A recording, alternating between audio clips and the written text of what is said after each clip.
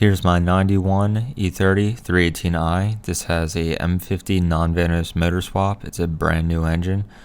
The original 318i transmission was reused, so it has the Getrag 240 in it, and because of this, the shift linkage is very odd. The previous owner did a bit of a hack job and cut down the original shift console and then JB welded it back together.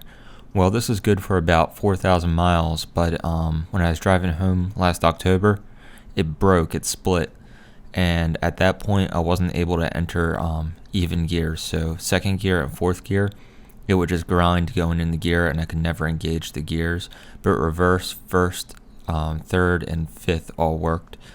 Today I'm going to be replacing this hack job of a shift linkage with the Euro 320i linkage.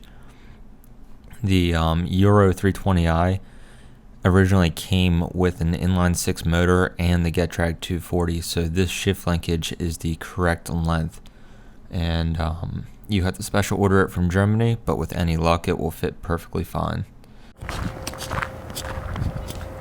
So this is the 91 E30. This hasn't been driven since last October when my shift linkage broke. Let's see if it will even start.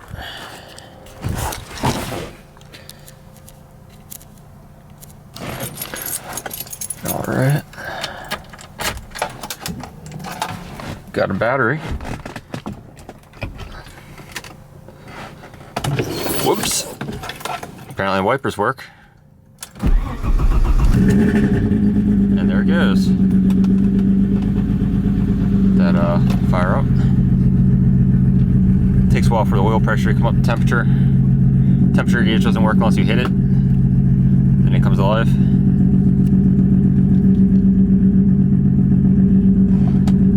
So today we're going to try and replace this shift linkage with the Euro linkage from the 320i. This guy has a brand new M50 non-Vanos in it, and it's running the old transmission from the 4-cylinder M42.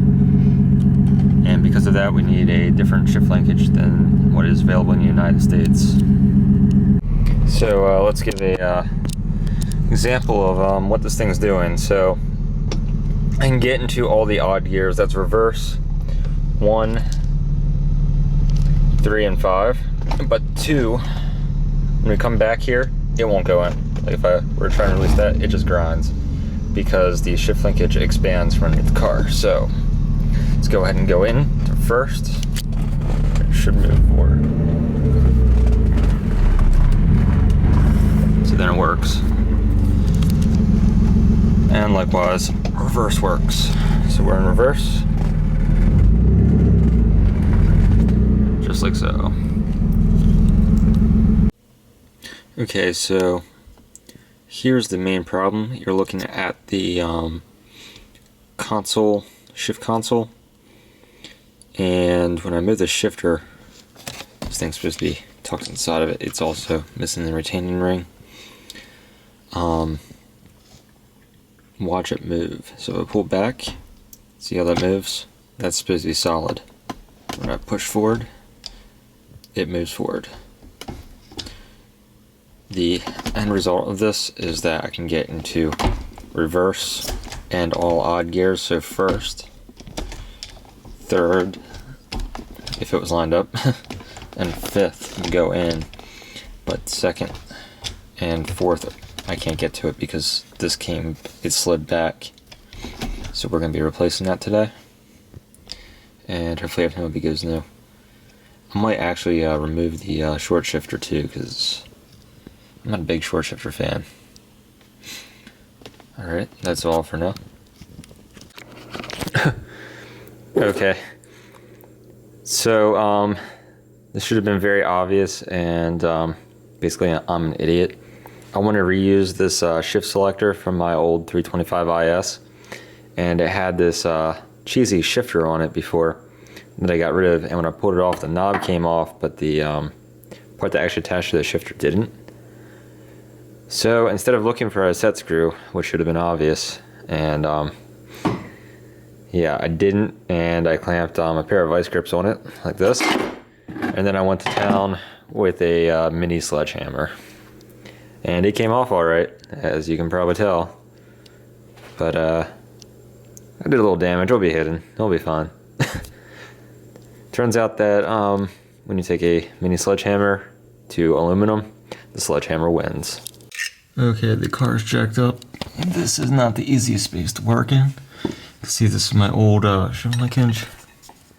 And right there is where it's been patched. And every time I try and shift, this expands and contracts. So we're replacing this guy. And then, let's see if I can get a better angle on this. I really can't, there's a drive shaft in the way. There's a, and I apologize, it's right here in the top of the frame. There's a selector rod, we're going to replace that too. And we're going to use the Euro 320i model, which is the correct, has the correct spacing for this car and transmission. Okay, so I got the old shift arm out. You can see there's the JB weld that was at fault. Here's my new 320i shift arm. You can see approximately the same length, which is good. I also got these nice garagistic bushings instead of the old rubber ones that will go in with my new arm. And for one last point of comparison, I'll bring over the old 325i shifter. If I can figure out how to orient this guy. Whatever.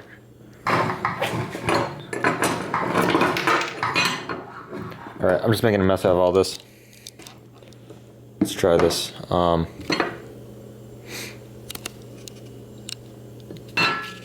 Okay. So there's the 320i, and realistically, it's hard to tell in this video, but these are very, very similar. They're very similar. So I was initially worried that this wasn't going to work. The biggest difference actually is on top. If you look at this, we've got this centered right here, and on the 325IS, it's offset. Other than that, I mean, they look almost identical. Alright, let's get it on the car. Okay, so I must be the only person on the planet that doesn't like short shifters, but nevertheless, this is my car, and I'm going to reinstall the 325IS shifter, the brand new BMW calls it shift lever bushing bearing, whatever this thing is.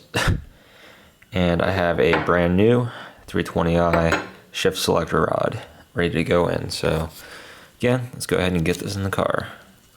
At this point, I found that the 320i shift selector rod was different than the 318i shift selector rod, namely that the end on the 320i selector rod is longer than on the 318i selector rod or the 325IS selector rod. Because of this, it needs to have a spacer installed to keep everything held tightly together. I used a nut that I found laying around that was the perfect size. You can simply use a bunch of washers, whatever is convenient really, as long as you space it out so that everything is nice and tight when it goes into the car. So, I'm all done. This is the new shifter in place. We really kind of wanted to make it look a little more buttoned up. Kind of just slide that in place. Shifter. Put that on there. So we don't have any more short shifter. Focus. There we go. So first, push the clutch in. First, second, third, fourth, fifth. Okay, so here's a demonstration of the problem. You can see that when I pull in the shift linkage, you'll see it expand. There you go. Clearly that should not happen, and that prevented me from entering all the even numbered gears. When I would go to shift forward into odd gears, it would collapse back together just like so. This is why you shouldn't JB weld together your shift linkage.